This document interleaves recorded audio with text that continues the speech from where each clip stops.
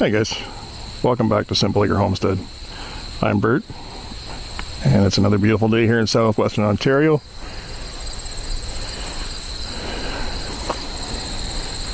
Hi Max. Hey buddy, how you doing? Are those goats behaving? Hi Molly.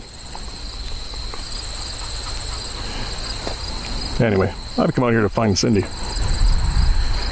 So she is over here in the garden picking some autumn olives.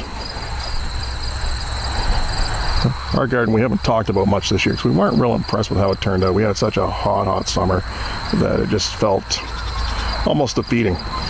Some of the stuff that did grow was stuff that we did not plant.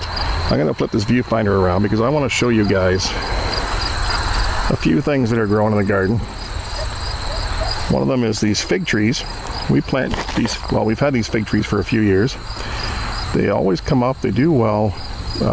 These figs in this area die off in the, they die off in the fall and they come up again in the spring. And they get loaded with these figs, but they never quite ripen. So if you guys know a trick to get figs to ripen, please let us know, because we would love to have them, and every year we try, it just doesn't quite work out. Over here we have a melon that we did not plant. We have tomatoes and zucchini and some blueberry bushes.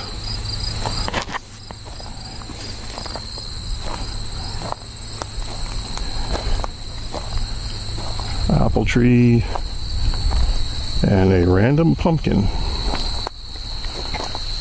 that we did not plant. And there is my favorite little lady. Hi Cindy. Hi. Alright guys, I'm going to put the tripod down. I'm going to join Cindy because we have stuff we want to talk about here. This process is slow, but worthwhile. Right? Tell me it's worthwhile. Absolutely. So these little red berries with the slight spotted silvery color on them are very tart. Well, I shouldn't say very tart. They have a sweetness to them, but they are a tart berry. And they take a long time to pick. You just roll them off the bush with your thumb and your finger. Mm-hmm. And some bushes are easier to pick than others. Believe it or not, like the bushes, yes, they vary a lot in more than one way. The bushes can vary in the size of the berry. They can vary in the sweetness of the berry. So if you decide you want to plant these bushes and you get a chance to propagate your own by using clippings, and you know somebody that's got them, if you get a chance to try the berries first, you might be able to find something you prefer better before you start planting them around your yard. Ours, we have a lot of these bushes. Some of them have been here 7 years. Some have been here, like these, are only 2-3 years old. And they vary a lot from bush to bush. And we have our favorites.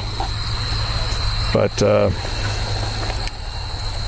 as far as, I'll tell you a bit more about what the stuff I know about the bush. They were initially, my understanding is they were brought over by the U.S. government from Asia as a form of erosion control. They tend to have the roots tend to stay near the top. They don't go down deep. They kind of go along the top and they hold the soil. They're also a nitrogen fixer, so some people use them in their gardens for that purpose. And it's like I said, they're fairly easy to propagate. I just start them. Most of the ones on this property have been started by just fresh cuttings in the spring, using those cuttings and put them in the ground, and 50% of the time they just take without too much hassle. So you might know them as autumn olives, but they have a few different names. They're also, autumn berries, the Japanese silverberry, and a couple of other names I can't think of at the moment. All right, but don't confuse these bushes with the Russian autumn olive. There is a slight difference. The berries are a slight different color. The leaves are the same, similar shape, but they are slightly different color as well. So you may want to, if you go to search these out, because they do grow along the roads. I believe they're in most of the northern states. They're in Canada, and they tend to grow along ditches and places like that. So if you decide you want to get them that way, just make sure you take a good look at the berries, that they have that silver speckle to them.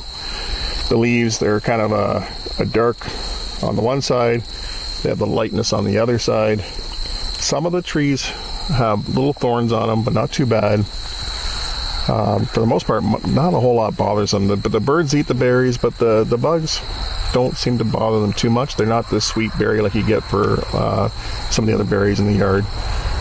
But, yeah, they're tart and tangy. So they're good for jams, pies. We've made wine. Yes, wine. Just put the whole berry in, guys. Put the whole berry in, use some pectin to break down that berry. And when you filter the berries off, you'll be surprised that you'll come up with a white wine. Even though it's a red berry, you will get a white wine. So it's kind of neat. Mm-hmm. And it's not just good for the soil, great for adding nitrogen to the soil, but for our bodies as well. Like almost all other berries, probably all other berries, it's good for vitamins and minerals. Good source of vitamin A, C, E, essential fatty acids and flavonoids. And I was reading in Asia that they use these to treat and prevent myocardial and pulmonary infections, as well as various types of cancer. So definitely not a bad thing to have in your diet. Yeah, so we have them around our property. Like we've told you guys before, we're homesteading on 0.93 acres, not 93.93, just under 1 acre. That's why we call it Simple Acre Homestead. But we've got them bordering the property. We use them as a windbreak. They get about 15 feet tall. We have some 7-year-old bushes here, trees here that are about 15 feet tall. And they don't seem to spread much more than that. Once they're established in that size, they're probably about 6-8 feet wide. So if you want to use them for a hedge, like along a field or a privacy, keep that in mind when you're planting them. But they're fairly easy to start, like I said. About 50% of the time they'll just take from a clipping and it's no big deal. And as the name indicates, being autumn olives, they are ready in late August, September through the beginning of October. But do watch out, because once they're ready, the birds will come and just finish them off. One day you'll have a tree full of berries, the next day they're gone. Very much the same thing when the kids come out. We just chew the seeds in. If you're eating them, seeds won't hurt you. No. Otherwise, they do have a little, they have a little pit or seed. So, yeah, a lot of work if you plan to try to pick all those out. So, I guess we'll show you some close-ups as we end this video. Cindy will edit them in so you get a better close-up of these bushes and these berries. We do hope you'll keep following us, guys. We're learning as we go here.